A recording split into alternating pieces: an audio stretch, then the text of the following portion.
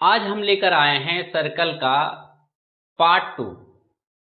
Part two का मतलब क्या है कि जो सर्कल का बेसिक पार्ट था, बेसिक नॉलेज, सर्कल का हर एक पार्ट में, हर एक पार्ट का जो नाम है, क्या है, किस पार्ट को क्या बोलेंगे, इस तरह से हम लोग बेसिक जो पार्ट था सर्कल का हर एक पार्ट को हम लोग देखें। ठीक है, हर एक पार्ट को समझे। अब इसका जो सेकेंड पार्ट लेकर आए हैं, इसमें से जो इंपॉर्टेंट क्वेश्चन है, थ्योरम्स हैं जो प्रीवियस ईयर में पूछे गए हैं या तो पॉसिबिलिटी है, इन सारे क्वेश्चंस को हम लोग सॉल्व करेंगे थ्योरम के साथ, तब जाके ये कंप्लीट हो जाएगा। ठीक है, तो हम लोग सारे क्वेश्चन को सॉल्व करेंगे जो प्रीवियस ईयर में पूछा जा रहा है या तो पॉसिबिलिटी है, जो पूछा गया है या पूछने की पॉसिबिलिटी है। हम लोग ऑब्जेक्टिव्स भी करेंगे, एमसीक्यू और इसमें से रिलेटेड पीवाईक्यूज भी करेंगे और इंपॉर्टेंट क्वेश्चन भी करेंगे और थ्योरम भी करेंगे। तो चलिए हम लोग स्टार्ट करते हैं। आज का जो टॉपिक है सर्कल, सर्कल का पार्ट टू। तो पार्ट टू में हम लोग देखेंगे इंपॉर्टेंट क्वेश्चन क्लास 10 के लिए। तो चलिए हम लोग स्टार्ट करते हैं और सबसे पहले हम लोग देखते हैं कि इसका थ्योरम्स, क्योंकि सर्कल में दो थ्योरम हैं जो पूछे जाते हैं, बहुत इंपॉर्टेंट है। तो ये दोनों थ्योरम को पहले करने के बाद हम लोग क्या करेंगे, एक एक करके क्वेश्चन को सॉल्व करेंगे। ठीक है, तो चलिए हम लोग स्टार्ट करते हैं सर्कल का पार्ट टू। तो चलिए स्टार्ट करते हैं थ्योरम नंबर 1। ठीक है, थ्योरम क्या है?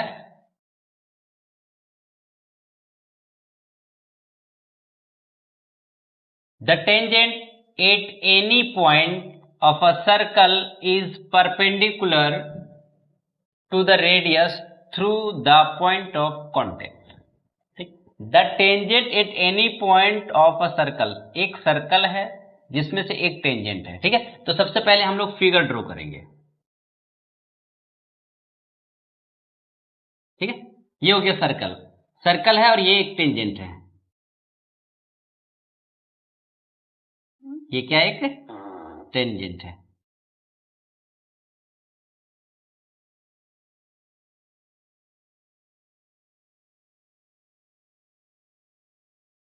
ये एक टेंजेंट है। क्लियर हुआ? ठीक है, ये हम लोग मान लेते हैं कि ए बी टेंजेंट है और पी इसका पॉइंट ऑफ कांटेक्ट है, और यहां पे एक सेंटर है मेरे पास ओ। ठीक है, ये परपेंडिकुलर है। अब हम लोग क्या करेंगे कि ओ से एक लाइन ड्रॉ करेंगे इस प्रकार, जो ए बी पर एक क्यू पॉइंट आ जाए और आर पर इसको इंटरसेक्ट करे। ठीक है, फिगर पहले समझते हैं हम लोग। यहां पे क्या क्वेश्चन है कि the tangent at any point of a circle, किसी पॉइंट पर जो टेंजेंट बन रहा है जैसे पी पॉइंट पर, is perpendicular to the radius. Radius जो है ओपी तो रेडियस है, तो रेडियस जो है इस पर परपेंडिकुलर, क्या है? परपेंडिकुलर है। तो यहां perpendicular through the point of contact, इस पॉइंट ऑफ कॉन्टेक्ट के थ्रू यहां पे रेडियस जो है इस पर क्या है? परपेंडिकुलर। ये हमें प्रूव करके दिखाना है। ठीक है ना, हमें ये प्रूव करना है कि रेडियस जो होता है वो टेंजेंट पर परपेंडिकुलर होता है, यानी कि यहां पे जो एंगल बनेगा वो कितना डिग्री का बनेगा? 90 डिग्री का बनेगा। ये हमें प्रूव करना है। थ्योरम समझ में आया? थ्योरम ये है कि एक सर्कल है और एक टेंजेंट भी है, तो टेंजेंट जो है, टेंजेंट पर जो रेडियस होता है, पॉइंट ऑफ कॉन्टेक्ट पर रेडियस जो होता है वो परपेंडिकुलर होता है। ये पॉइंट ऑफ कॉन्टेक्ट होता है, इसको हम लोग क्या बोलते हैं? Point of contact.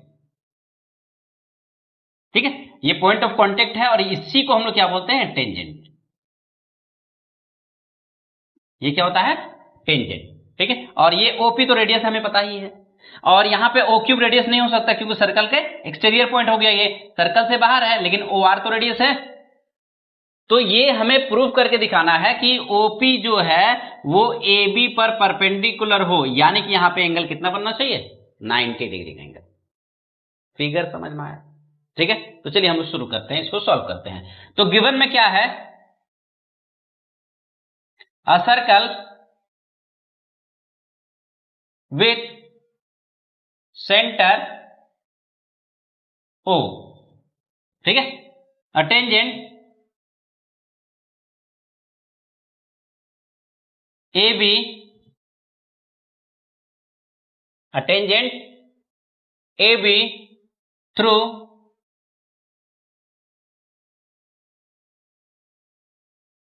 point of contact P। To prove, हमें क्या प्रूव करना है कि OP जो है वो परपेंडिकुलर किस पर होना चाहिए, टेंजेंट पर। OP जो है वो टेंजेंट पर क्या होना चाहिए, परपेंडिकुलर होना चाहिए। क्लियर हुआ, यही हमें प्रूव करना है। ठीक है, थोड़ा कंस्ट्रक्शन कर लेते हैं।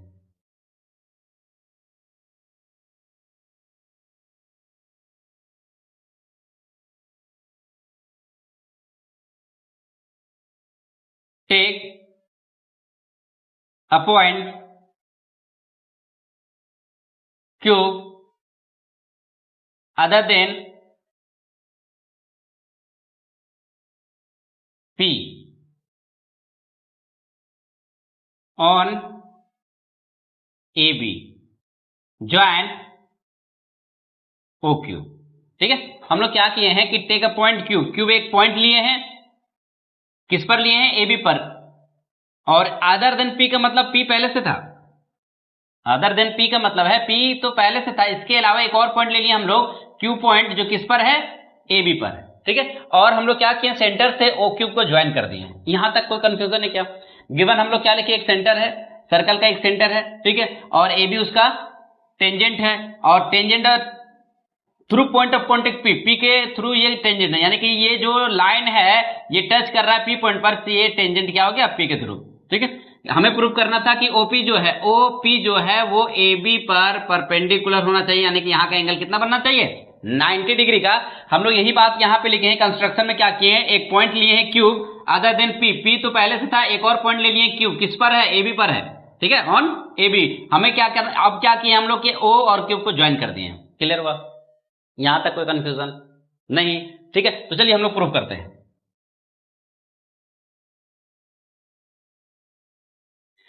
सबसे पहले हम लोग यहां पे ये देख रहे हैं कि क्यूब जो है वो एक पॉइंट है जो कि AB यानी P के अलावा है, यानी कि AB टेंजेंट पर P पहले से पॉइंट था, पॉइंट ऑफ कॉन्टेक्ट, लेकिन एक और पॉइंट क्या ले लिया हम लोग, cube. Since cube is a point on the tangent AB। ठीक है, AB पर क्या है, ये क्यूब एक पॉइंट है जो AB टेंजेंट पर है, other than point of contact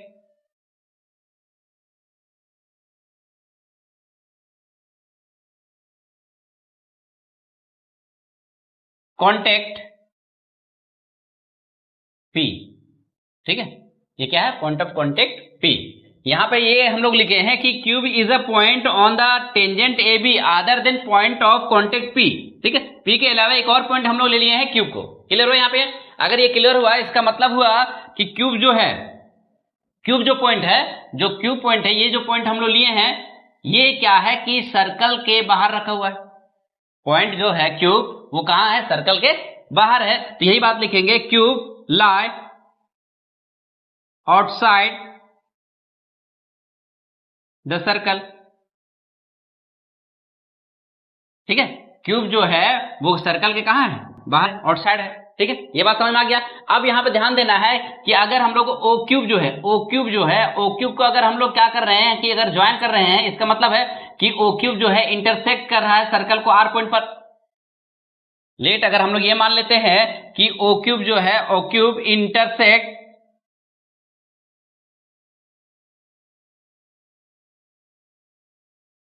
O cube intersect circle को, ओ क्यूब जो है सर्कल को इंटरसेक्ट कर रहा है, the circle 8R, R point पर क्या कर रहा है, इंटरसेक्ट कर रहा है। क्लियर हुआ या नहीं? यानी कि ओ क्यूब जो है वो सर्कल को R पॉइंट पर इंटरसेक्ट कर रहा है, R पॉइंट पर क्या कर रहा है, ये इंटरसेक्ट कर रहा है। इसका मतलब देन तब क्या हो जा रहा है कि ओ आर जो है वो छोटा हो जा रहा है ओ क्यूब से, यानी कि ओ आर का जो लेंथ है, ओ आर का जो लेंथ है ओ क्यूब के लेंथ से लेस है। यही बात यहां लिखे हैं कि O R is less than O Q. ठीक है, O R is less than O Q, a part is,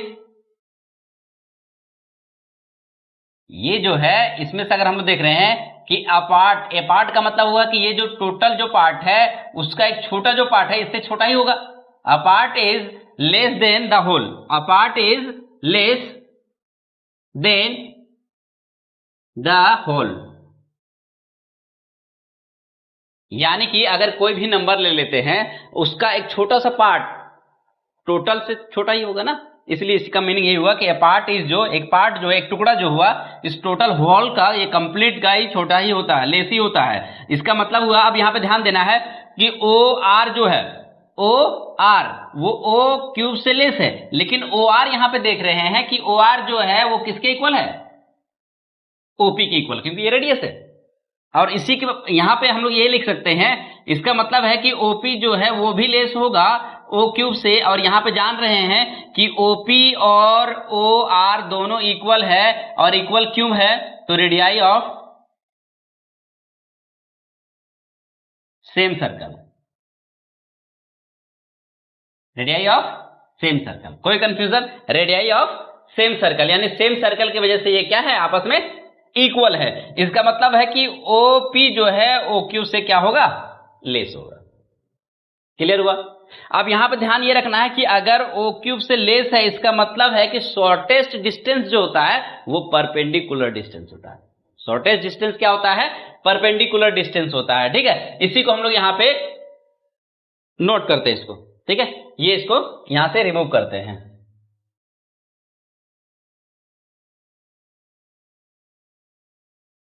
next इसका जो पार्ट है यहीं पे हम लोग नोट करते हैं। यहां पे ध्यान ये रखना है कि ये जान रहे हैं कि ये जो ओ आर है ओ क्यूब से लेस था, इसका मतलब है कि ओ आर और ओ पी ये दोनों आपस में इक्वल है रेडियस होने की वजह से।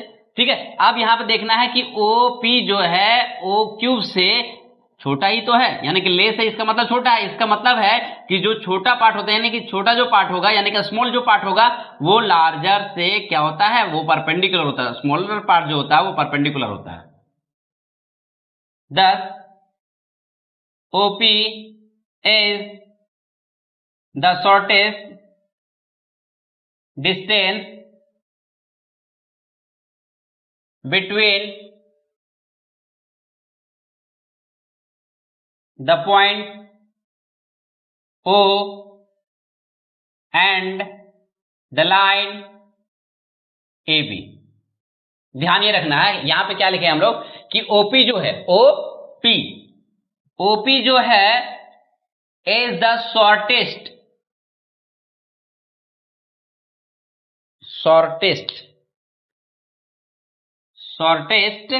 distance between the point O and line AB, यानी कि O पॉइंट और लाइन AB का ये जो है OP शॉर्टेस्ट डिस्टेंस है, यानी कि सबसे छोटा है, O क्यूब से तो छोटा ही है। ठीक है, तो यहां पे ध्यान ये रखना है कि अगर ये छोटा है इसका मतलब है कि द शॉर्टेस्ट डिस्टेंस, देयरफॉर ये जो है ध्यान रखना है कि OP जो है शॉर्टेस्ट डिस्टेंस है, but the shortest distance is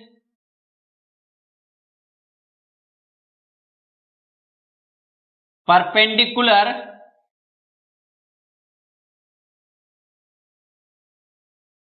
distance. हम लोग क्या लिखे हैं कि यहां पे देख रहे हैं कि ये शॉर्टेस्ट डिस्टेंस है, तो shortest distance between a point and a line.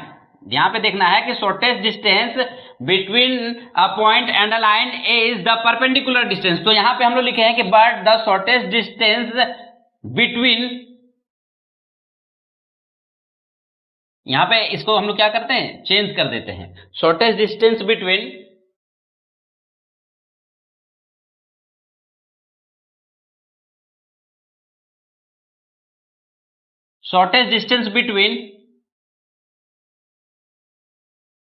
a point and a line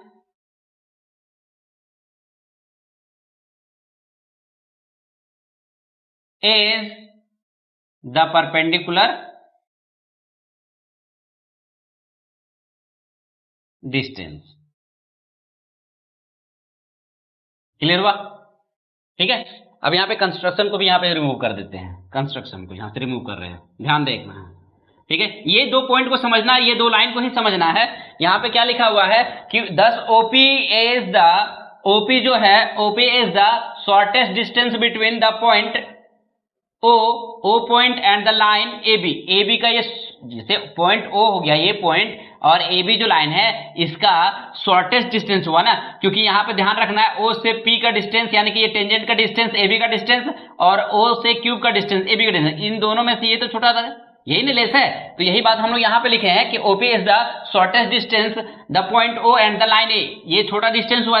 इसी का मतलब ये हुआ कि the shortest distance between a point, shortest distance between a point and A line, एक पॉइंट और एक लाइन का जो shortest distance between, shortest distance होता है, जो छोटा डिस्टेंस होता है, स्मॉल डिस्टेंस होता है, वो क्या होता है?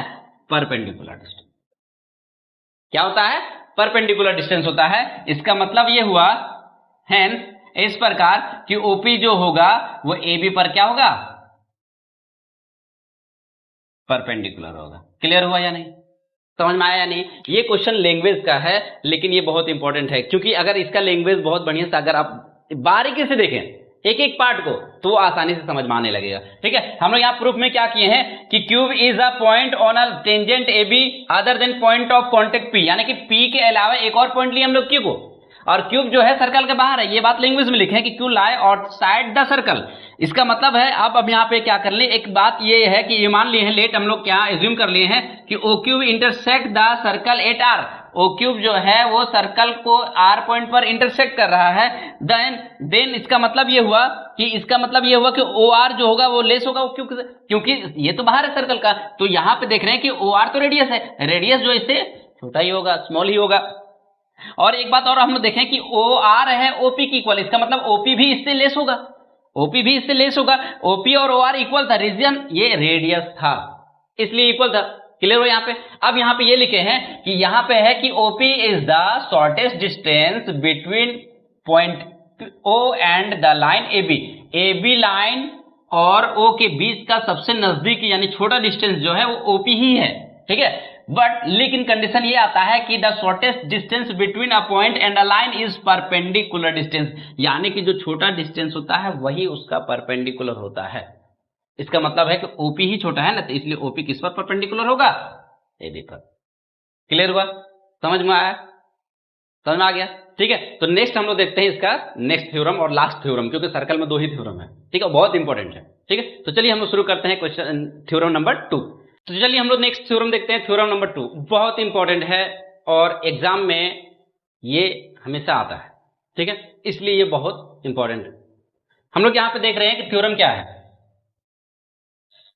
That length of tangents, tangent का लेंथ, ठीक है, drawn from an external point to a circle are equal. इसका मतलब है कि मेरे पास एक सर्कल है, ठीक है, एक क्या है? सर्कल है। तो सर्कल हम लोग ड्रॉ कर लेते हैं। एक्सटर्नल का मतलब होता है कि हम लोग सर्कल के बाहर से कोई एक पॉइंट ले लेते हैं और टेंजेंट ड्रॉ करते हैं। ठीक है, इसमें क्या करेंगे? टेंजेंट ड्रॉ करेंगे। क्लियर हुआ या नहीं? इसमें क्या करेंगे हम लोग? टेंजेंट ड्रॉ करते हैं। पहला पॉइंट तो समझ में आ गया।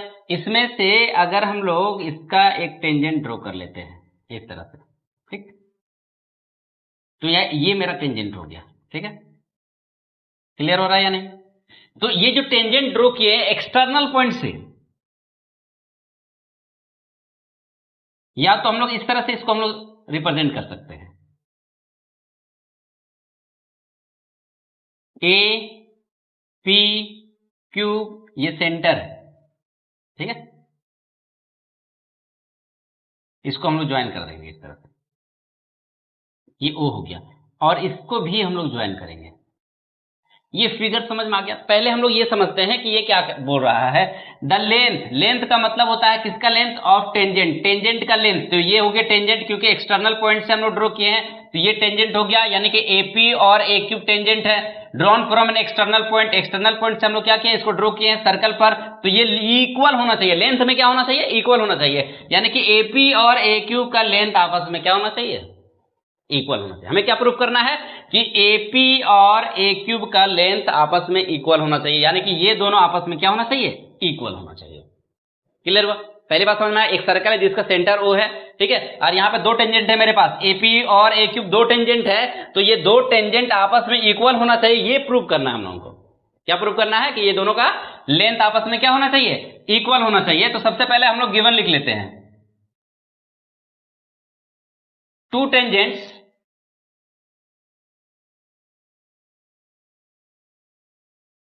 AP और A क्यूब, ठीक है, AP एंड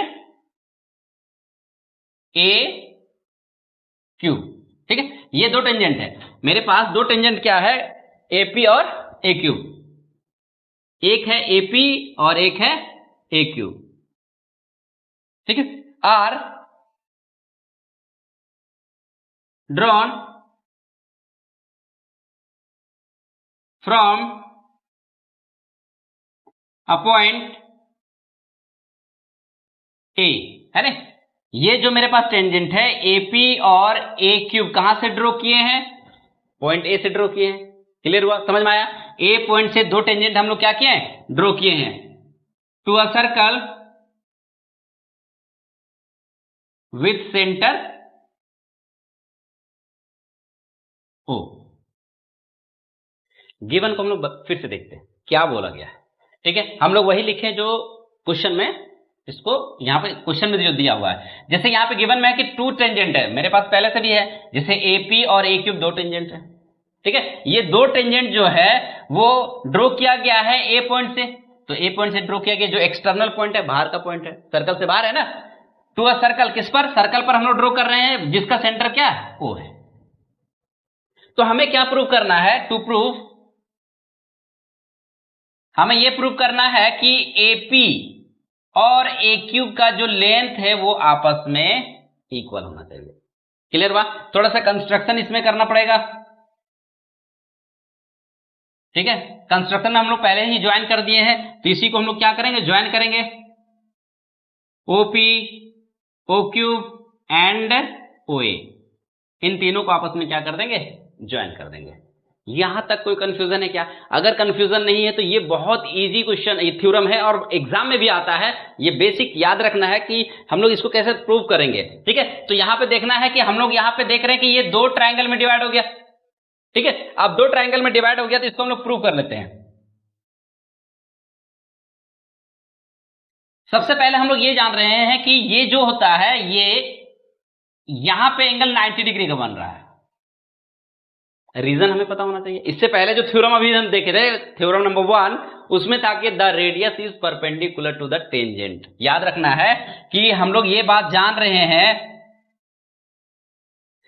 यहां पे OP जो है वो परपेंडिकुलर है किस पर, AB यानी टेंजेंट पर, यानी PA पर। PA एक टेंजेंट है, AP पर क्या है, AP इसका एक टेंजेंट है। तो याद रखना कि OP जो है PA, या तो AP एक ही बात है, यानी कि OP जो है PA पर परपेंडिकुलर है। रीजन क्या देंगे, the radius is perpendicular to the tangent. Clear हुआ या नहीं हुआ? रेडियस जो होता है टेंजेंट पर परपेंडिकुलर होता है, इससे पहले थ्योरम अभी हम लोग देख चुके हैं, ठीक है। सिमिलरली इसी प्रकार इसी में देख रहे हैं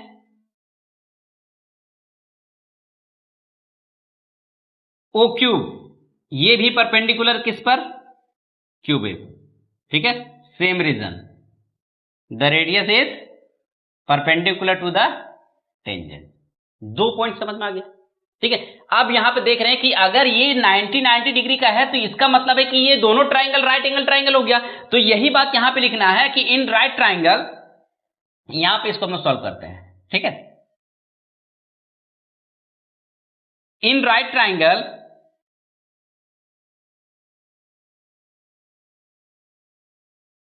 OPA एंड दूसरा ट्राइंगल का जो नाम है OQA, ये दोनों राइट ट्राइंगल है, ध्यान से देखना है। क्या है? राइट ट्राइंगल है। अब इन दोनों राइट ट्राइंगल में क्या देख रहे हैं कि इसमें से ओपी और ओ क्यूब जो है वो रेडियस है, इसलिए इक्वल। ठीक है, यहां पे ओपी जो है वो किसके इक्वल है? तो ओ क्यूब के इक्वल है। ओपी जो है ओ क्यूब के इक्वल है। क्यों इक्वल है? ये रेडियस है,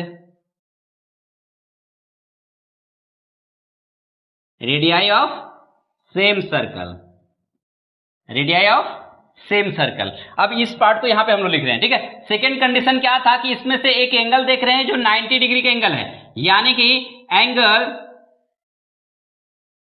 OPA और एंगल O क्यूब A ये दोनों 90 डिग्री की वजह से इक्वल हुआ, इज इक्वल टू 90, यानी कि ये दोनों एंगल 90 डिग्री के वजह से ये दोनों आपस में क्या है? इक्वल है। एंड थर्ड कंडीशन है, ये थर्ड कंडीशन है OA, इसमें से OA एक ट्राइंगल का दूसरे ट्राइंगल में भी क्या है? OA, यानी कॉमन साइड है ये, तो ये क्या हो जाएगा? Common side, common sides. ठीक है, ये बात समझ में आ गया। अब यहां पे देखना है कि अगर ये दोनों अगर कॉमन साइड्स है, इसका मतलब है जो ट्राइंगल है, सो ट्राइंगल OPA ये कॉन्ग्रुएंट हो जाएगा ट्राइंगल O क्यूब A के साथ, O क्यूब A के साथ। रीजन क्या दे देंगे? By RHS, right hand hypotenuse and one side. अब यहां पे ये कंडीशन आता है कि देयरफॉर, इसका मतलब ये हुआ कि अगर ये कॉन्ग्रुएंट है तो इसका कोरस्पॉन्डिंग साइड आपस में क्या होता है? इक्वल हो जाता है। इसी का मतलब ये हुआ कि AP जो साइड हो गया वो A क्यूब के क्या होंगे? इक्वल हो गया। हमें क्या प्रूफ करना है?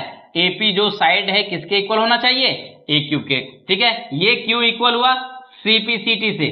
CPCT का मतलब हम लोग पहले से जान रहे हैं, corresponding part of congruent triangle, corresponding part of congruent triangle, इसलिए ये क्या हो गया?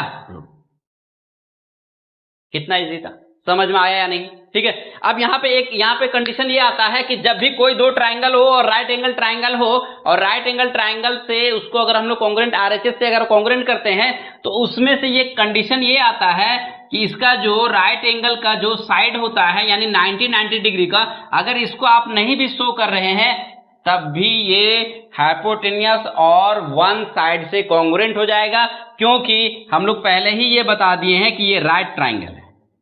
ये किस प्रकार का ट्राइंगल है? Right triangle. राइट ट्राइंगल का मतलब एक एंगल 90 डिग्री ऑलरेडी पहले से दोनों का इक्वल हो गया, इसी की वजह से।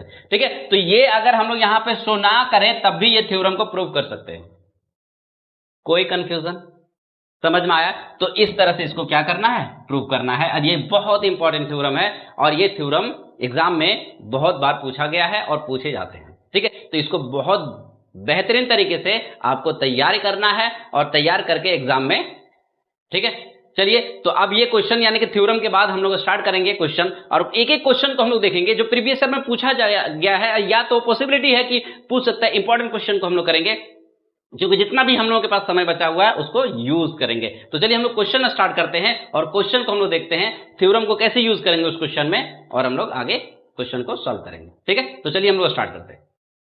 तो चलिए हम लोग कुछ ऑब्जेक्टिव्स कर लेते हैं। सबसे पहले जो एग्जाम में पूछा जाता है, जो बोर्ड एग्जाम में पूछा जाता है, उससे रिलेटेड कुछ क्वेश्चन कर लेते हैं। जैसे कि हम लोग जो बेसिक्स देखे पहले, उसी से रिलेटेड जो थ्योरम देखें, थ्योरम के बाद अब आता है कि इसको हम लोग कैसे यूज करें, और जो क्वेश्चन होता है।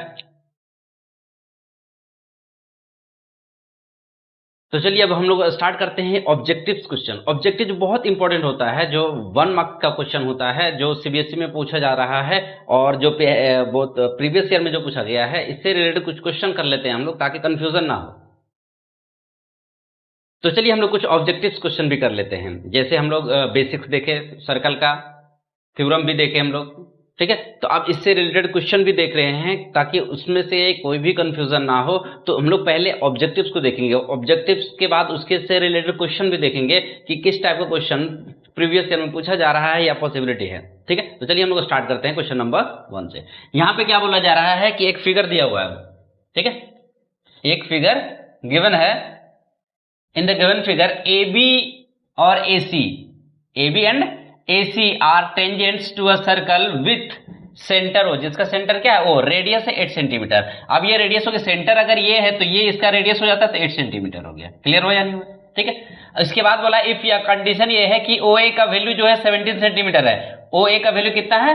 17 सेंटीमीटर, 17 सेंटीमीटर है। तो then the length of AC, AC का लेंथ क्या होगा ये बताना है। एसी का लेंथ होगा, ये बताना है कि एसी का लेंथ कितना होगा। तो सबसे पहले हम लोग यहां पे एक प्रॉपर्टी जानते हैं, angle the radius is perpendicular to the tangent. The radius is perpendicular to the tangent, to the tangent. ठीक है, हम लोग थ्योरम पढ़े थे 10.1, उसमें से ये इसका स्टेटमेंट है कि the radius is perpendicular to the tangent, यानी कि मेरे पास यहां पे AC और AB टेंजेंट है, तो यहां का जो एंगल बनेगा वो 90 डिग्री एंगल बनेगा। The radius is perpendicular to the tangent. अगर ये 90 डिग्री एंगल बन गया, इसका मतलब है कि ये हाइपोटेनियस है और ये बेस हो गया और ये एक परपेंडिकुलर हो गया। अब हम लोगों को यहाँ पे ध्यान रखना है कि परपेंडिकुलर और यहाँ पे हाइपोटेनियस का वैल्यू दिया हुआ, तो बेसिक कैसे फाइंड करेंगे। तो हम लोग एक थ्योरम पढ़े थे using Pythagoras theorem. Pythagoras theorem जो होगा उसमें से क्या आता है, हाइपोटेनियस का स्क्वायर, हाइपोटेनियस का स्क्वायर इज इक्वल टू होता है परपेंडिकुलर का स्क्वायर प्लस बेस का स्क्वायर। लेकिन हमें किसका वैल्यू फाइंड करना है, AB का वैल्यू फाइंड करना। तो इन राइट ट्राइंगल ABO, ठीक है। सबसे पहले हम लोग क्या करेंगे, ये ऑब्जेक्टिव क्वेश्चन है तो ऑब्जेक्टिव को हम लोग शॉर्ट में भी बना सकते हैं, लेकिन समझने के लिए ये बता रहे हैं हम कि यहाँ पे कैसे इसको सॉल्व करेंगे। ये राइट एंगल ट्राइंगल है, तो हाइपोटेनियस का स्क्वायर हम लोगों को BA का वैल्यू फाइंड करना है, यानी कि AB का वैल्यू फाइंड करना है। तो AB यहाँ पे इसका बेस है, तो बेस का जो फॉर्मूला होता है पाइथागोरस थ्योरम में, वो हाइपोटेनियस का स्क्वायर होता है। हाइपोटेनियस का स्क्वायर, उसमें माइनस कर देंगे परपेंडिकुलर को। क्लियर हुआ या नहीं हुआ?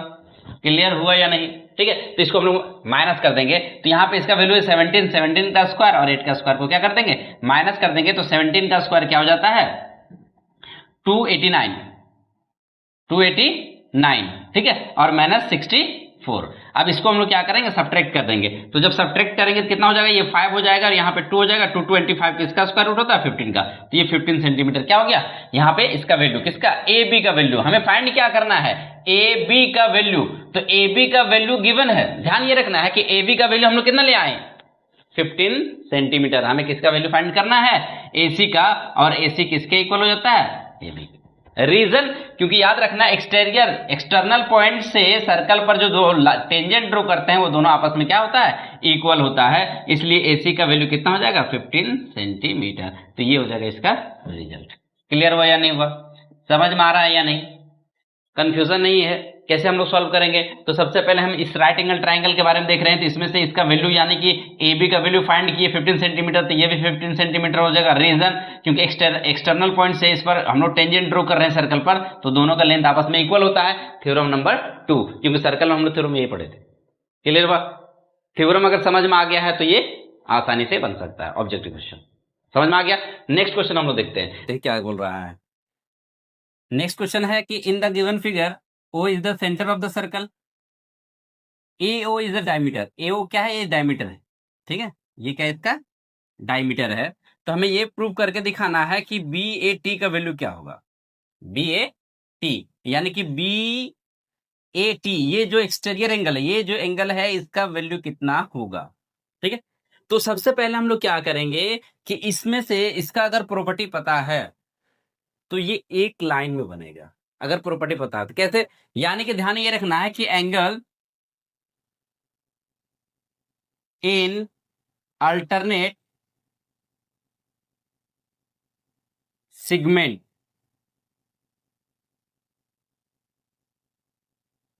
एंगल इन अल्टरनेट सेगमेंट, यानी कि ये जो ट्राइंगल बन गया है सेमी सर्कल के थ्रू, जो एंगल बन रहा है यहाँ पे इस तरह से, इसमें से ये एक्सटर्नल एंगल हो गया, यानी इस ट्राइंगल का एक्सटीरियर एंगल हो गया। तो ये एक्सटीरियर एंगल और ये एंगल, ये दोनों आपस में क्या होता है, इक्वल। क्योंकि यहाँ पे क्वेश्चन में है कि ACB 50 डिग्री है, तो यहाँ अगर 50 डिग्री है तो ये 50 डिग्री हो गया, तो ये भी 50 डिग्री ही होगा। रीजन क्या है, यहाँ पे बताना है कि BAT का भी वैल्यू 50 डिग्री होगा। रीजन है एंगल इन अल्टरनेट सेगमेंट, यानी कि अल्टरनेट सेगमेंट से इसका भी एंगल कितना हो जाएगा, 50 डिग्री। कोई कंफ्यूजन, समझ में आ गया? यानी कि प्रॉपर्टी पता होना चाहिए, ठीक है। तो ये आसानी से आप लोग सॉल्व कर सकते हैं। ठीक है, नेक्स्ट क्वेश्चन हम लोग देखते हैं। तो चलिए हम लोग देखते हैं नेक्स्ट क्वेश्चन।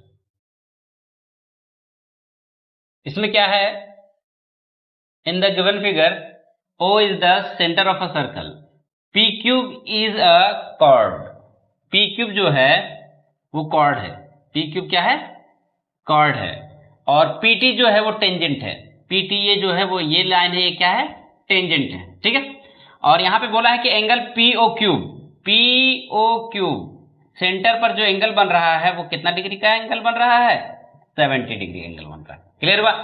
हमें ये फाइंड करके दिखाना है कि टीपी क्यूब यानी कि टीपी क्यूब ये जो एंगल होगा वो एंगल कितना होगा। ठीक है, ये जो एंगल होगा वो कितना होगा। तो सबसे पहले यहां पे एंगल अगर मेरे पास 70 डिग्री है, ये बात हम लोग जान रहे हैं कि ये दोनों आपस में रेडियस है जो इक्वल है। तो यहां पे एक ट्राइंगल बन रहा है EOP cube, in triangle OP cube में हम लोग ये बात जान रहे हैं कि OP और O क्यूब आपस में इक्वल है क्योंकि रेडियस है।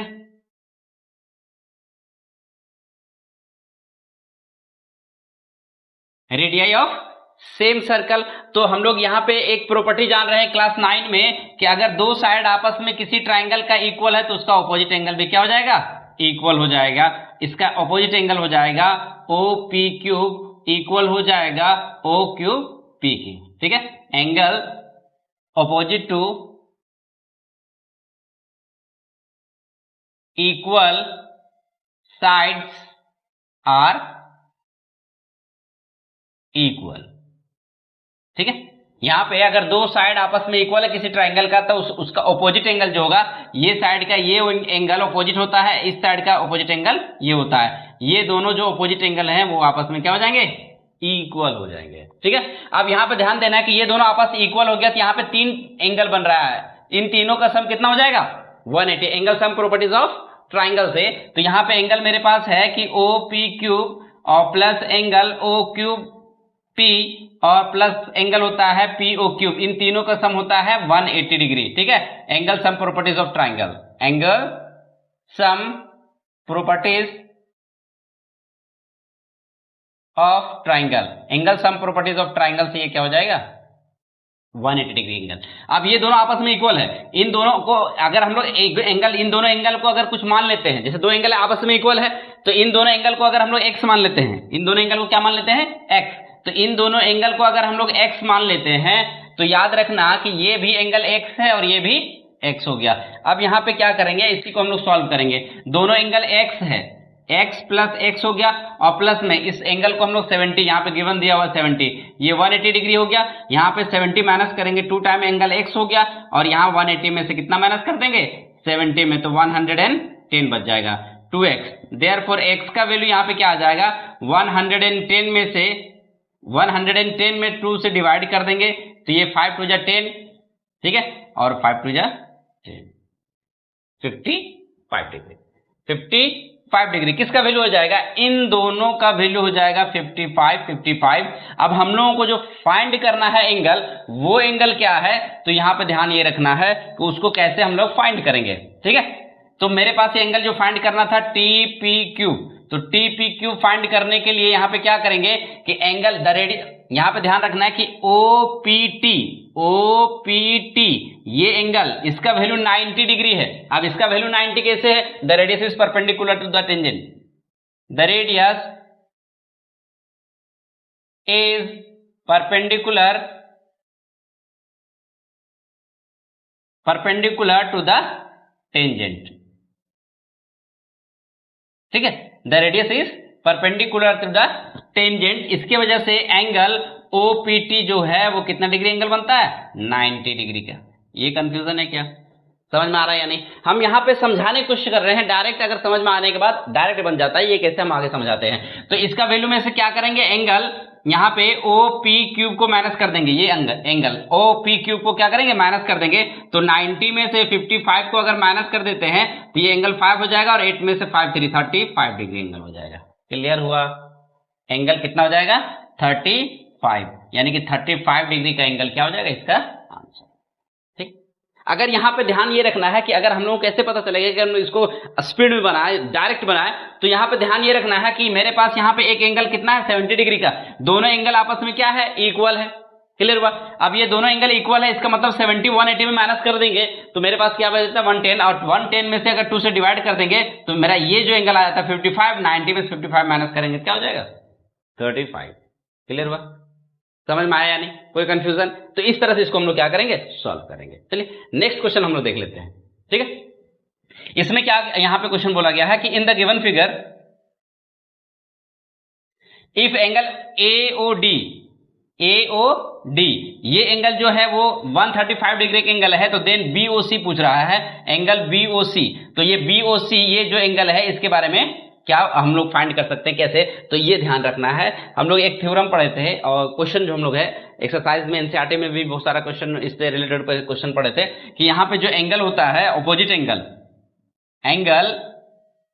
AOD और प्लस एंगल BOC, इन दोनों का सम क्या हो जाता है 180 डिग्री का हो जाता है। ये जो अपोजिट एंगल होता है इन दोनों का सम क्या होता है 180 डिग्री हो जाता है। ठीक है, इससे रिलेटेड हम लोग क्वेश्चन भी किए हुए हैं।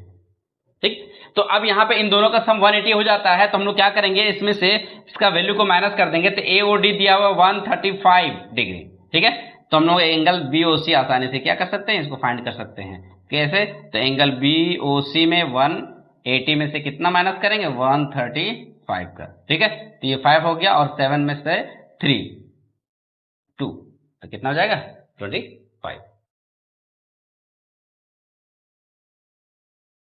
सॉरी,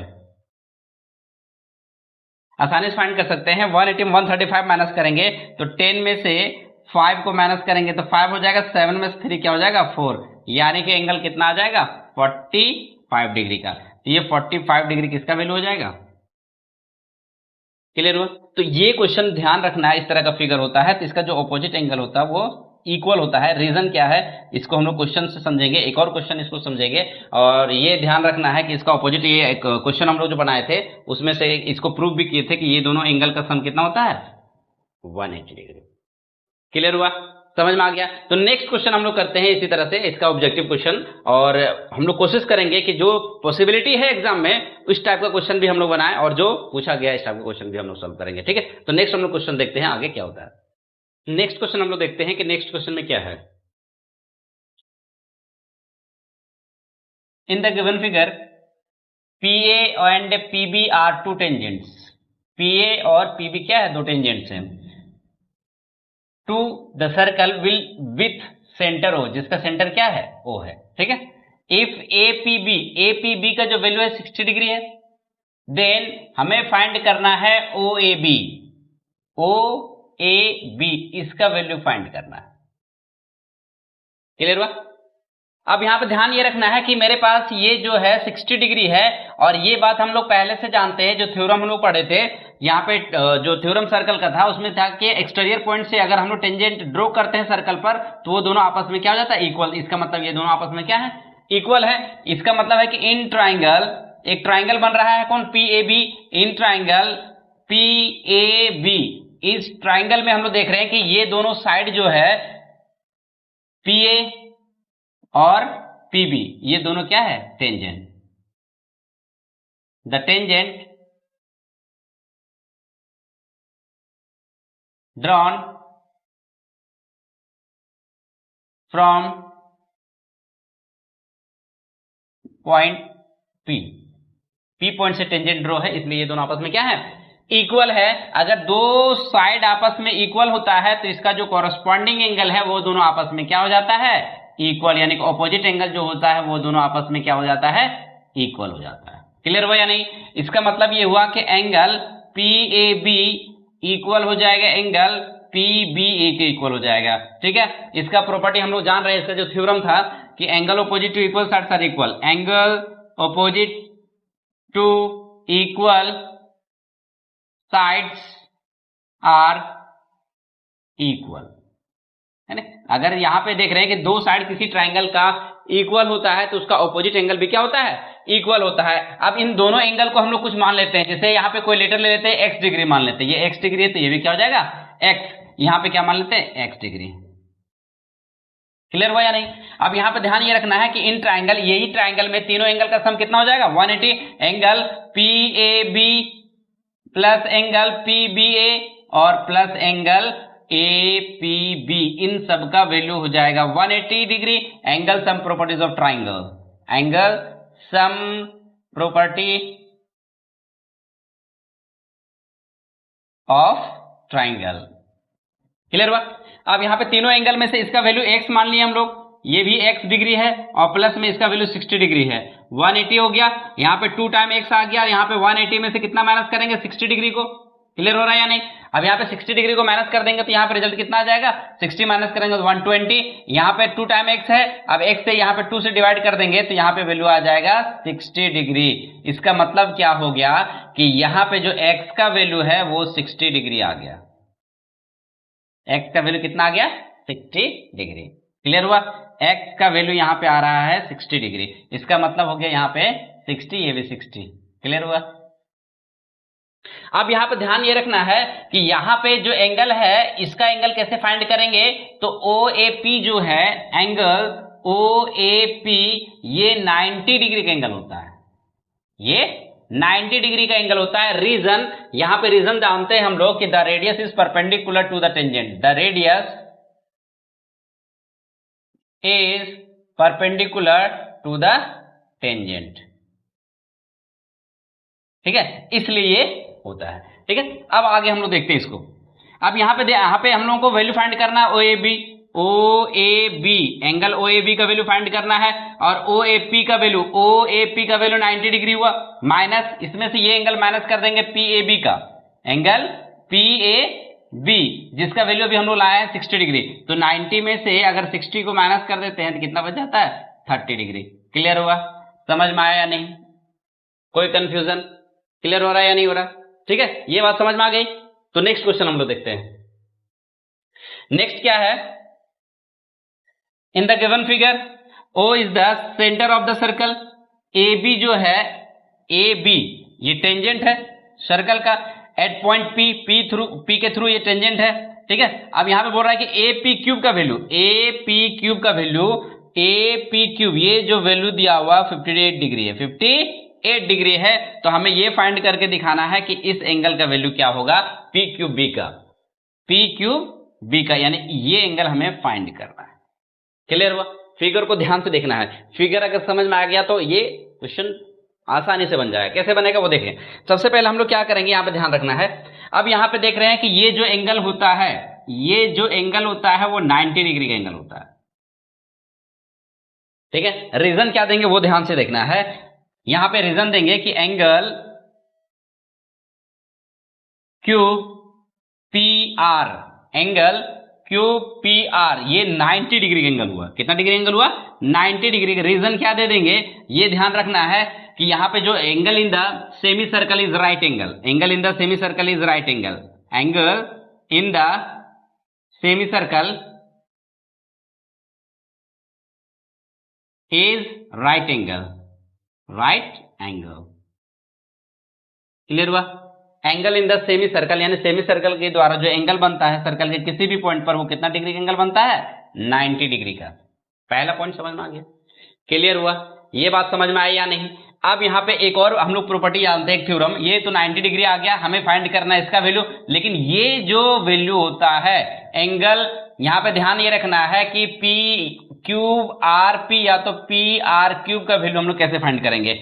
यहां पे एंगल PR क्यूब का वैल्यू कैसे फाइंड करेंगे, वो भी 58 होता है। यहां पे इसको बोलते हैं alternate angle.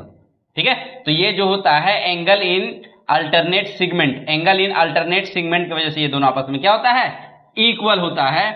Angle in alternate segment.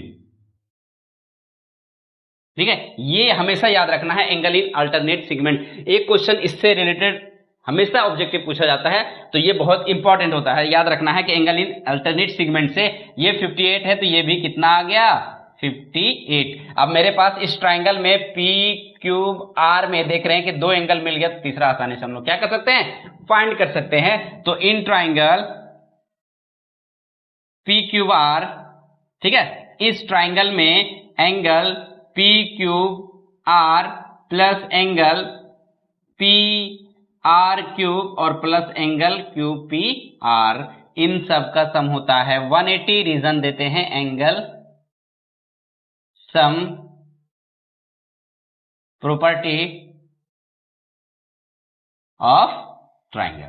ठीक है, angle sum property of triangle. अब यहां पे ध्यान ये रखना है कि इन तीनों में से, तीनों एंगल में से पहला एंगल जो है उसमें से हम लोग क्या करेंगे, इन तीनों एंगल को ऐड कर देंगे। कैसे ऐड करेंगे, तो मेरे पास यहां पे 3 एंगल बन रहा है। पहला एंगल कौन सा बन रहा है, तो पहला एंगल का वैल्यू यहां पे हम लोग नोट कर लिए हैं, इसका वैल्यू पी क्यूब आर, तो यही फाइंड करना है। सेकेंड एंगल जो है एंगल पी क्यूब आर और प्लस दूसरा एंगल है पी आर क्यूब, ये 58 आ गया और प्लस इसका वैल्यू कितना है 90, 180।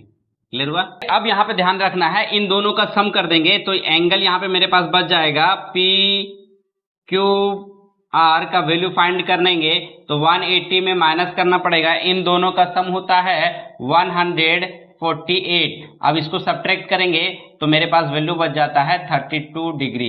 इस तरह से इसको हम लोग क्या करेंगे, सॉल्व करेंगे। क्लियर हुआ, तो ये मेरा आंसर क्या हो जाएगा 32 डिग्री। क्लियर हुआ, समझ में आया या नहीं। तो इस तरह से इसको हम लोग क्या करेंगे, सॉल्व करेंगे। तो अब इसमें से क्या करते हैं, नेक्स्ट क्वेश्चन को हम लोग देखते हैं। नेक्स्ट जो क्वेश्चन है, in the given figure 2 circles touches each other at C point पर ये दोनों आपस में क्या कर रहा है, टच कर रहा है। ठीक है, एक दूसरे पे। एंड ए बी जो है वो टेंजेंट है, ए बी क्या है, टेंजेंट है। क्लियर हुआ।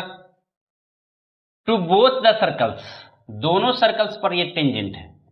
The measure of angle A C B is, यानी कि ए सी बी यहां पे जो एंगल बनेगा वो कितना डिग्री का एंगल बनेगा, ये हमें बताना है। ये जो एंगल ए सी बी, ये जो एंगल बनेगा वो कितना डिग्री एंगल होगा, ये हमें शो करके दिखाना है, इसको सॉल्व करना है। तो सबसे पहले हम लोग क्या करेंगे कि एक टेंजेंट ड्रॉ करेंगे। ठीक है, एक टेंजेंट इस प्रकार ड्रॉ करेंगे, दोनों सर्कल का कॉमन टेंजेंट होगा ये। क्लियर हुआ। ठीक है, मान लेते हैं ये पी पॉइंट पर इंटरसेक्ट कर रहा है। कहां पे इंटरसेक्ट कर रहा है, पी पॉइंट पर। ठीक है, तो यहां पे ध्यान ये रखना है कि ये जो टेंजेंट ड्रॉ किए, draw a tangent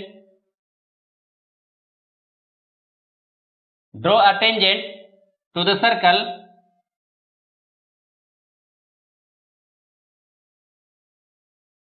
to the circles, दोनों सर्कल्स पर है 8 पॉइंट सी।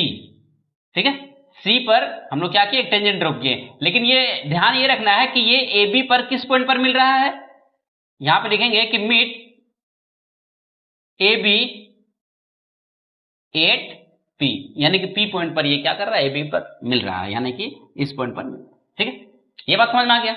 अब यहां पे क्या है कि जब भी हम लोग यहां पे देख रहे हैं तो ये एक सर्कल है, इस सर्कल का ये जो लाइन है एपी और पीसी, ये दोनों आपस में टेंजेंट हो गया, और टेंजेंट आपस में क्या होता है, इक्वल होता है। थ्योरम हम लोग देख रहे हैं और जान रहे हैं इस बात पर। तो यहां पे ध्यान ये रखना है कि इसमें से हम लोग क्या लिख सकते हैं कि पीए और पीसी, या तो एपी और पीसी, इसी तरह लिख सकते हैं पीए और पीसी आपस में इक्वल होगा। पीए किसके इक्वल हो जाएगा, पीसी के इक्वल हो जाएगा। क्लियर हुआ। ये क्यों इक्वल हो गया, ये बात हम लोग जान रहे हैं। द टेंजेंट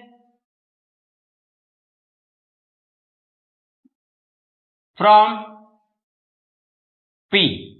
ठीक है, अब यहां पे ध्यान ये रखना है कि इसी तरह से अगर हम लोग बात करें तो इसमें से पीबी और पीसी भी इक्वल हो जाएगा। पीबी, इसको बाद में हम लोग देखते हैं। सबसे पहले हम लोग क्या करते हैं कि अगर दो साइड, जिस ट्राइंगल का हम लोग एक ट्राइंगल मान लेते हैं कि पीएसी में, पीएसी एक ट्राइंगल है, तो इन ट्राइंगल का दो साइड इक्वल है, तो इसका ये दोनों एंगल आपस में क्या हो जाएगा, इक्वल हो जाएगा।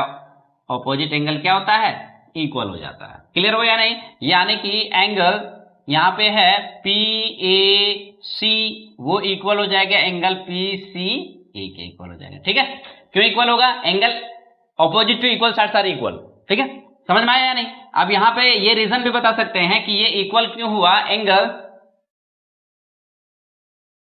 opposite to equal sides are equal, इसके वजह से ये क्या हो गया, इक्वल हो गया। ठीक है, अब यहां पे सेकेंड कंडीशन यहां पे देखते हैं, एंड ये जो है PA किसके इक्वल है, PC के इक्वल है, यानी कि PB जो है वो PC के इक्वल है। Same reason, the tangent from point P से ये क्या है, इस स्मॉल सर्कल पर ये टेंजेंट ड्रॉ किया गया, तो ये दोनों आपस में फिर से क्या हो जाएगा, इक्वल हो जाएगा। तो इसका जो अपोजिट एंगल हो जाएगा PBC और एंगल PCB, ये दोनों आपस में इक्वल हो जाएगा। और ये सेम रीजन देना है, ध्यान ये रखना है कि angle opposite to equal sides are equal, ये सेम रीजन देना है। क्लियर हुआ या नहीं, ये सेम रीजन बताना है यहाँ पे। अब हम लोगों के पास क्या करना है कि ये मान लेते हैं कि इक्वेशन 1 हो गया और ये इक्वेशन क्या हो गया, सेकेंड हो गया। तो फर्स्ट और सेकेंड इक्वेशन को हम लोग क्या करेंगे, ऐड कर देंगे। तो यहां पे लिखेंगे एडिंग इक्वेशन 1 एंड 2,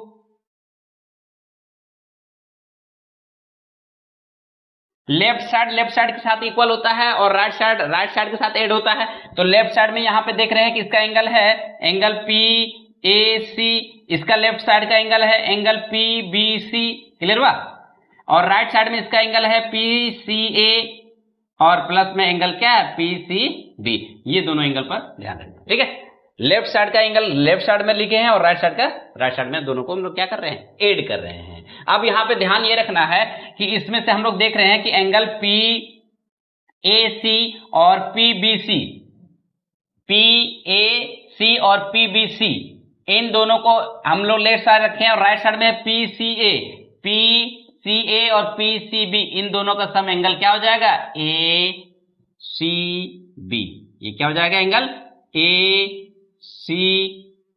क्लियर हो या नहीं, और ये हो गया PAC प्लस एंगल हो गया यहाँ पे PBC। क्लियर हो रहा है या नहीं, यहां तक कंफ्यूजन नहीं है। अब क्या करेंगे, यहां पे ध्यान ये रखना है कि यहां से एंगल जो है angle PAC plus angle PBC, और यहां पे जो एंगल है इसमें से क्या करेंगे कि दो एंगल मिल गया। ये जो ट्राइंगल है ACB अगर लेंगे तो इसमें से ये एंगल और ये एंगल लेफ्ट साइड में मिल गया, हमें ये एंगल को क्या करना पड़ेगा, ऐड करना पड़ेगा। तो प्लस में यहां पे ऐड कर देते हैं ACB को।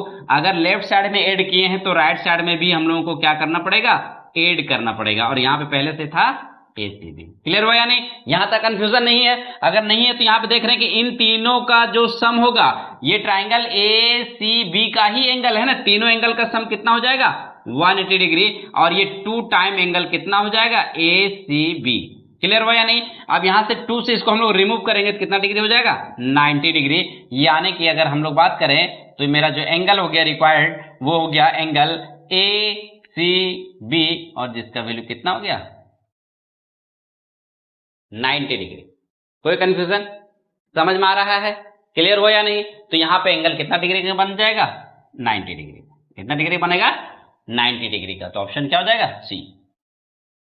कोई कंफ्यूजन नहीं, ठीक है, समझ में आ गया। तो नेक्स्ट क्वेश्चन हम लोग देखते हैं। यहां पे नेक्स्ट क्वेश्चन क्या दिया हुआ है, in the given figure a circle touches the side DF of triangle EDF। ठीक है, एच पर क्या कर रहा है, ये टच कर रहा है सर्कल को। ठीक है, अब यहां पे बोला कि and touches ED and EF, ED and EF produce at K and M। इसको जब बढ़ा दिए, प्रोड्यूस कर दिए, तो वो टच कहां कर रहा है, K और M पर टच कर रहा है। ठीक है, रिस्पेक्टिवली। इफ EK का वैल्यू 9 है, EK का वैल्यू कितना है, 9 सेंटीमीटर। ये हो गया E और K। ठीक है, तो EK का वैल्यू अगर हम लोग देख रहे हैं कि 9 सेंटीमीटर है, तो ये हो गया 9 सेंटीमीटर। अब ये 9 सेंटीमीटर है। अब यहां पे ध्यान रखना, आगे कैसे सॉल्व करेंगे। यहां पे अगर 9 सेंटीमीटर है, then the perimeter of triangle, हमें क्या फाइंड करना है, पेरीमीटर ऑफ ट्राइंगल EDF, यानी कि EDF, इस छोटे से ट्राइंगल का पेरीमीटर फाइंड करना। ठीक है, तो कैसे फाइंड करेंगे, जहां पे देखते हैं।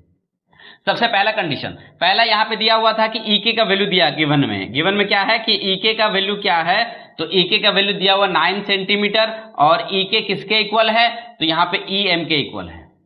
पहला कंडीशन समझ में आया। ये जो है EK EM के इक्वल है, EM के इक्वल, तो ये भी 9 सेंटीमीटर हुआ। रीजन क्या है, यहां पे रीजन देंगे इस तरह से कि द टेंजेंट फ्रॉम पॉइंट ई, है ना, ई पॉइंट से टेंजेंट ड्रॉ किया गया है ये सर्कल पर, इसलिए हुआ। यहां तक कोई कंफ्यूजन नहीं, क्लियर हुआ या नहीं? ठीक है, इसलिए दोनों का वैल्यू सेम हो गया। अब यहां पर ध्यान ये रखना है, इस पॉइंट में हम लोग देख रहे हैं कि अगर ये डी पॉइंट है तो ये डी पॉइंट में ये देख रहे हैं कि ये टेंजेंट ड्रॉ किया जा रहा है, ठीक है, डी से यहां पे सर्कल पर ये टेंजेंट है और ये भी सेट टेंजेंट है, तो ये दोनों लेंथ में आपस में क्या होता है, इक्वल होता है। तो ये बात यहां पे हम लोग लिख सकते हैं कि डी के जो है वो किसके इक्वल है, डी एच के इक्वल है। एंड सिमिलरली इसी प्रकार हम लोग देखें तो एफ एच जो है एफ एम के इक्वल है, एफ एच जो है एफ एम के इक्वल है। रीजन क्यों, तो यहां पे हम लोग देख रहे हैं कि यहां पे टेंजेंट जो ड्रॉ किया गया है, टेंजेंट फ्रॉम डी, और यहां पे जो टेंजेंट ड्रॉ किया गया है वो फ्रॉम कहां है, the tangent drawn from F. Clear हुआ या नहीं? ये दो पॉइंट समझ में आ गया। तो ये दोनों आपस में क्या हो जाता है, इक्वल हो जाता है। ठीक है, अब यहां पे ध्यान ये रखना है कि ये दोनों आपस में इक्वल है, तो हम लोग जान रहे हैं पेरीमीटर ऑफ ट्राइंगल, यानी किसी का भी पेरीमीटर, कोई भी ट्राइंगल का पेरीमीटर उसका बाउंड्री होता है, तो इसका बाउंड्री क्या हो गया, ई डी, डी एफ और ई एफ। क्लियर हुआ या नहीं? ठीक है, समझ में आ गया। अब यहां पे ध्यान ये रखना है कि सबसे पहले हम लोग क्या करेंगे कि इस ट्राइंगल में से इसका वैल्यू को हम लोग क्या करेंगे, ऐड कर लेंगे। कैसे ऐड करेंगे वो ध्यान से देखेंगे। यहां पे है मेरे पास इसका जो वैल्यू, अब यहां पे ये देखना है कि ये जो डी के इक्वल है किसका, डी एच के इक्वल है। ठीक है, डी के जो है डी एच के इक्वल है। इसका मतलब हो गया कि इस इक्वेशन में हम लोग देख रहे हैं कि यहां पे ई के जो था, ई के में से यहां पे इसका डी के, इन दोनों को यहां पे अगर हम लोग ऐड करें इस तरह से, जैसे मेरे पास यहां पे ई के का वैल्यू था, ठीक है, तो ई के में यहां पे दो पार्ट में आ गया, तो यहां पे दो पार्ट में आ गया, पहले आया ए डी और प्लस में डी के।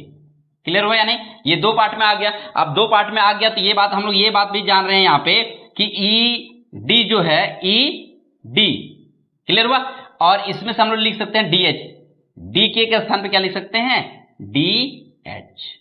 क्लियर हुआ या नहीं? डी एच, यानी कि इसका वैल्यू जो होगा 9 है, तो ये 9 सेंटीमीटर हो जाएगा। पहला कंडीशन समझ में आ गया।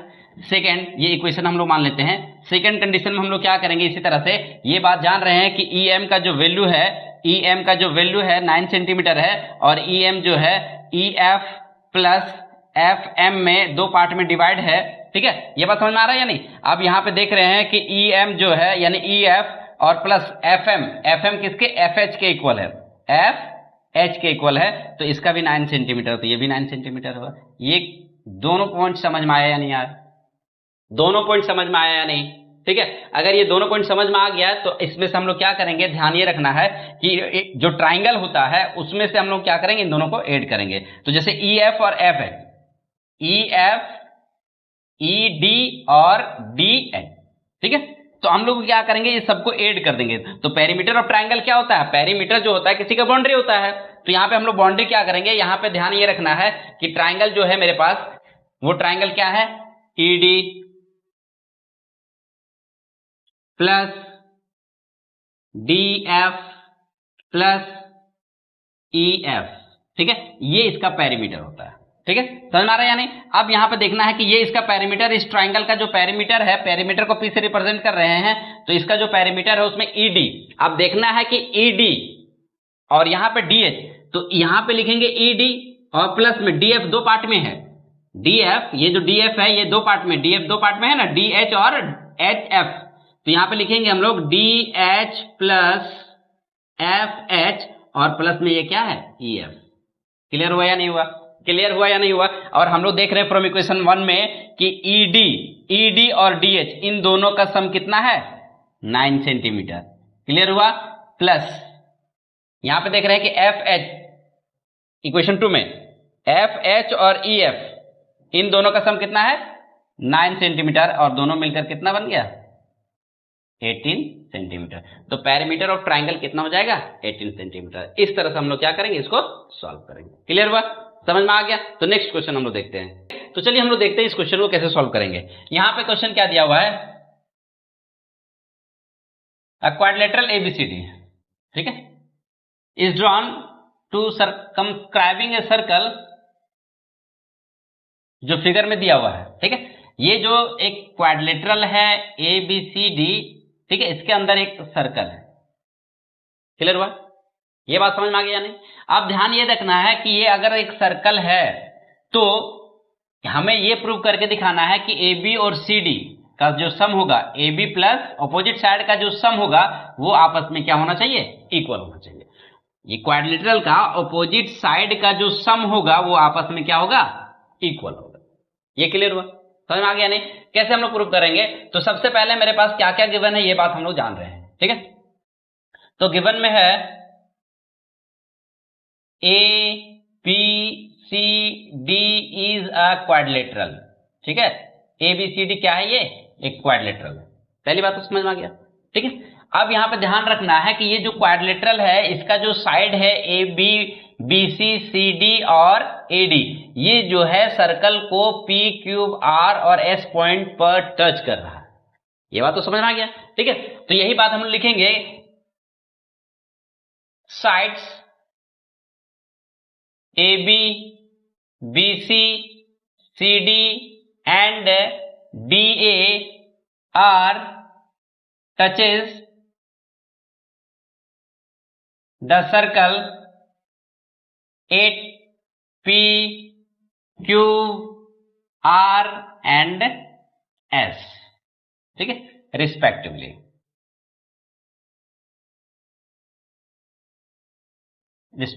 ठीक है, यानी कि ये क्या है कि ये जो AB है वो P पॉइंट पर टच हो रहा है, BC, Q, R और S पर टच हो रहा है। तो हमें क्या प्रूव करके दिखाना है? टू प्रूव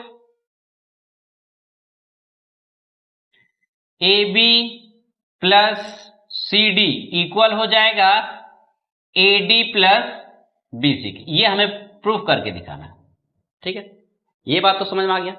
अब हम लोगों को यहां पे ध्यान देना है, एक एक पॉइंट को देखना है कि थ्योरम जो मेरा था, ठीक है, जो सर्कल का हम लोग थ्योरम पढ़े थे कि अगर कोई भी एक्सटीरियर पॉइंट से सर्कल पर टेंजेंट्स ड्रॉ करते हैं तो वो दोनों लेंथ में आपस में क्या होता है? इक्वल होता है। तो प्रूव करने के लिए सबसे पहले यही पॉइंट हम लोगों को चाहिए। We know that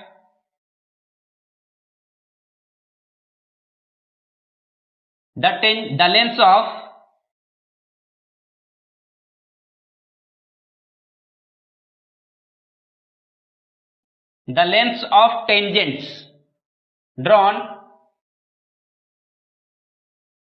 from an external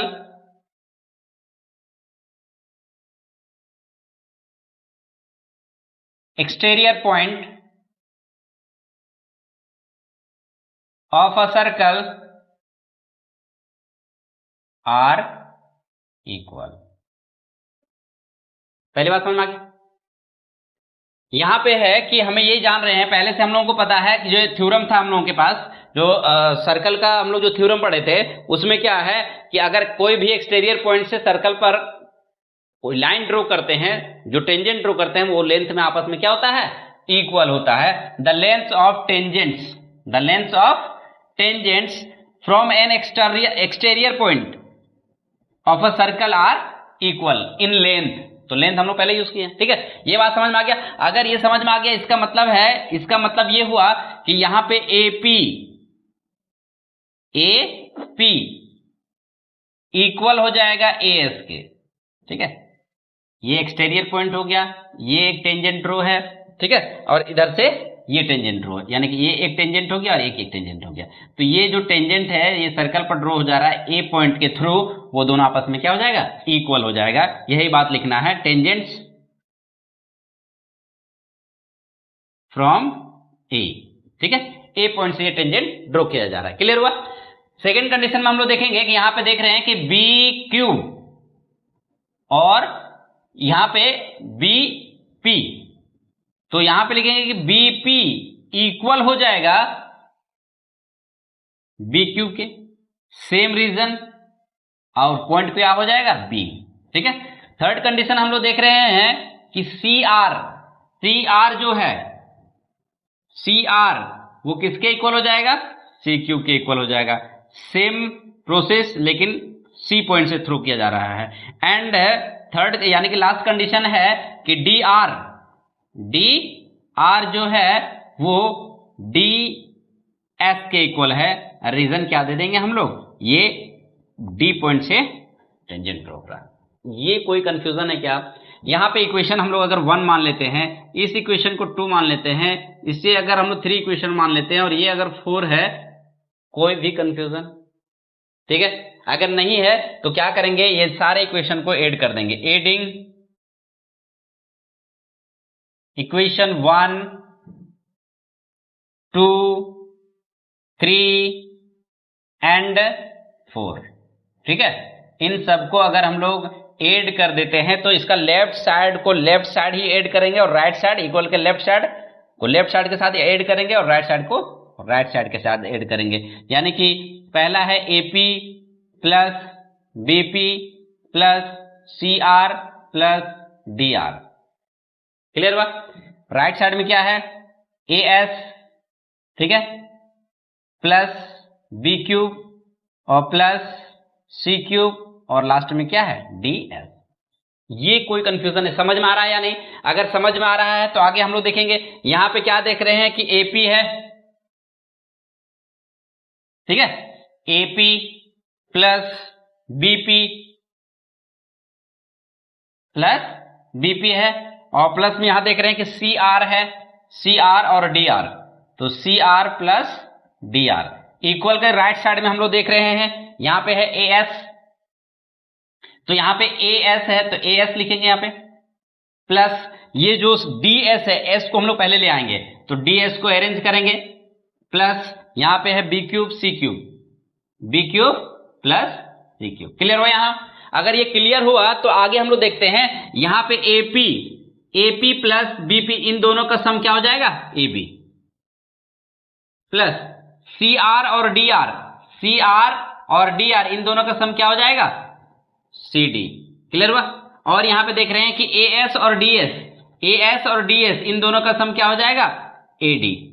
clear हो रहा है? और प्लस यहां पे देख रहे हैं B cube plus C cube, इनका सम क्या हो जाएगा, बी सी।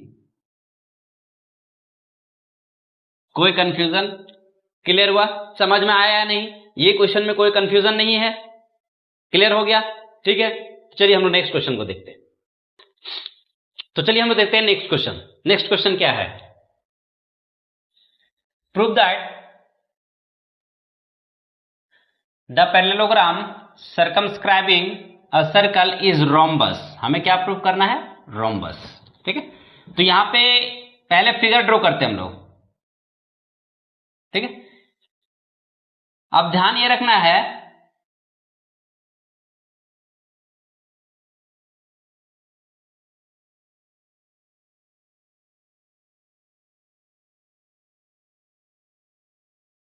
इस तरह से हम लोग क्या करेंगे, सबसे पहले ये फिगर ड्रॉ कर लेंगे।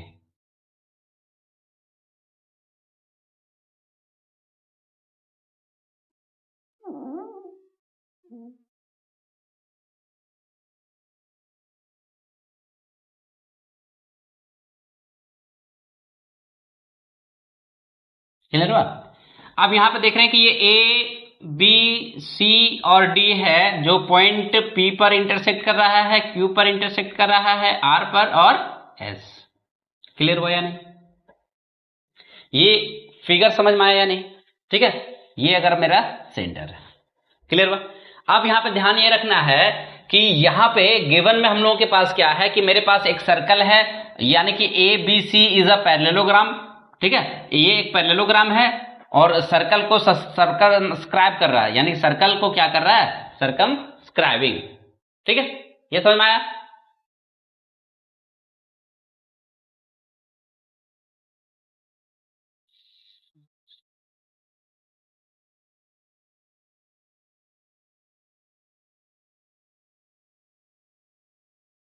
सबसे पहले हम लोग क्या करते हैं, इसको इसका गिवन लिख लेते हैं। ठीक है, तो गिवन में क्या है, A B C D is a parallelogram.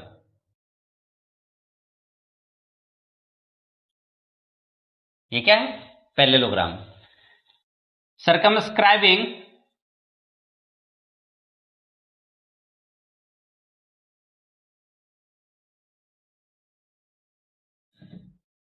a circle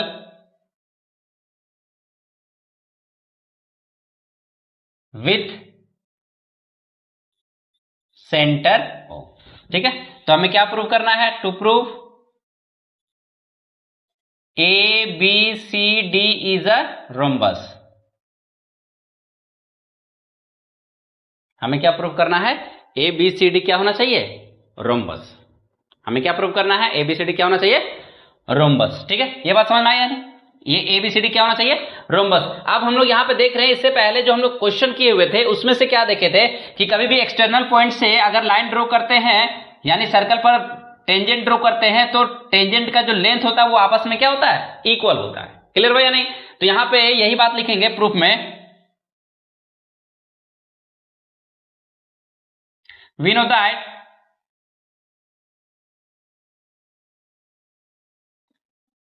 the length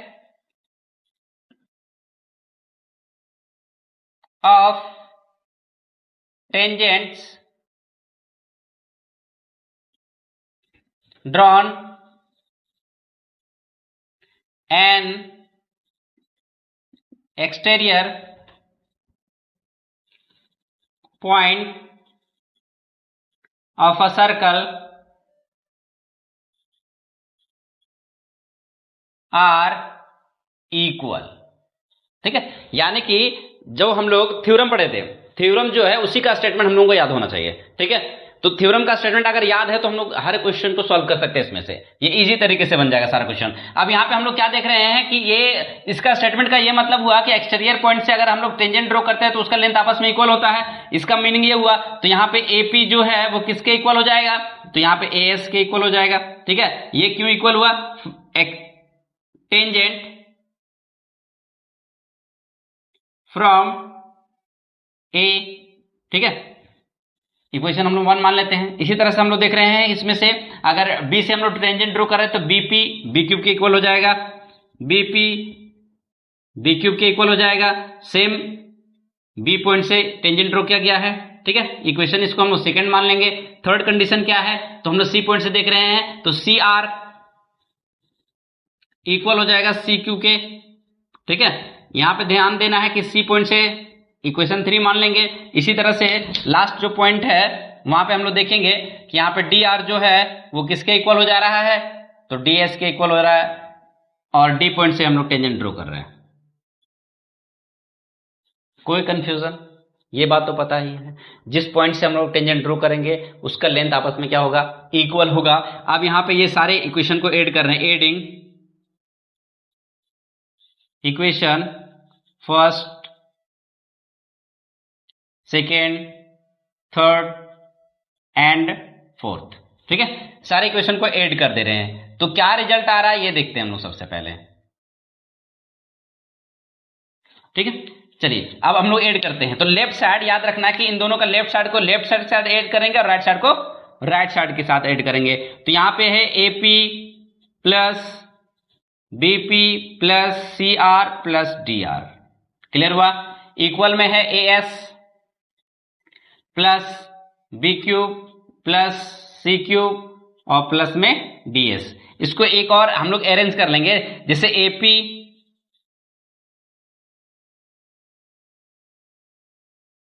plus BP।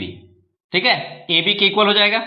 इसी तरह से CR plus DR, CR plus DR CD के इक्वल हो जाएगा। अब यहां पे क्या करेंगे? AS, इसको हम लोग अरेंज करेंगे, DS को यहां पे रखेंगे, DS AS और DS, AS DS AD के इक्वल हो जाएगा, और प्लस में B क्यूब और C क्यूब BC के इक्वल हो जाएगा। ठीक है, इसको हम लोग क्या लिख सकते हैं? तो ये हो गया AB प्लस CD, और इसका वैल्यू हो जाएगा यहाँ पे AD, और प्लस इसका वैल्यू क्या हो जाएगा? BC। क्लियर हुआ? फर्स्ट कंडीशन समझ में आ गया। इतना तो हम इससे पहले वाले क्वेश्चन में भी प्रूव कर चुके हैं। ठीक है, अब इसका अगला स्टेप देखें। अब क्या करना है, ध्यान ये रखना है, यहां पे ये पता चल गया हम लोगों का, तो ये बात लिख सकते हैं, इसका मतलब हो गया 2 टाइम AB हो जाएगा, 2 टाइम ए बी हो जाएगा, और इधर से हम लोग लिखेंगे तो 2 टाइम ए डी हो जाएगा। रीजन हम लोग दे रहे हैं कि A B opposite side of a parallelogram, opposite. या तो इसका एक और स्टेप हम लोग यहां पे ऐड कर लेते हैं, एक स्टेप, ताकि कंफ्यूजन ना होना चाहिए, कंफ्यूजन ना हो, इसके लिए एक और स्टेप यहां पे हम लोग लिख लेते हैं। कैसे? जैसे कि मेरे पास ए बी है तो ए बी रखेंगे प्लस ए बी, ठीक है, क्योंकि ए बी का ऑपोजिट साइड सी डी है, तो सी डी के स्थान पे हम लोग क्या लिखेंगे? सी डी के स्थान पे हम लोग चेंज कर देंगे, सी डी को रिप्लेस कर देंगे ए बी में। इसी तरह से A D plus A D कर देंगे, क्योंकि ए डी को रिप्लेस कर देंगे, ये बात, since opposite sides of a parallelogram, opposite side of a parallelogram, parallelogram का ऑपोजिट साइड आपस में क्या होता है? इक्वल होता है। इसलिए ये दोनों 2 टाइम हो गया ए बी, और यहां से भी हो गया 2 टाइम ए डी, तो 2 से 2 रिमूव हो गया, यहां पे क्या बच गया? ए बी और ए डी। ए बी और ए डी इक्वल है, यानी कि ए बी ए डी के इक्वल हो गया। क्लियर हुआ? ए बी किसके इक्वल है? ए डी के इक्वल, और ये पहले से इक्वल है। ए बी किसके इक्वल है? सी डी के इक्वल है, ठीक है, और ए डी किसके इक्वल है? बी सी के भी इक्वल है। तो इसका मतलब हुआ कि ऑल साइड्स आर इक्वल। इसका मीनिंग ये हुआ कि ए बी बी सी के इक्वल है, सी डी के इक्वल है, और डी ए के इक्वल, यानी कि चारों साइड आपस में इक्वल हो गया। हेंस इसका ये मीनिंग हुआ कि A B C D is a parallelogram, rhombus, sorry, ये क्या हो जाएगा?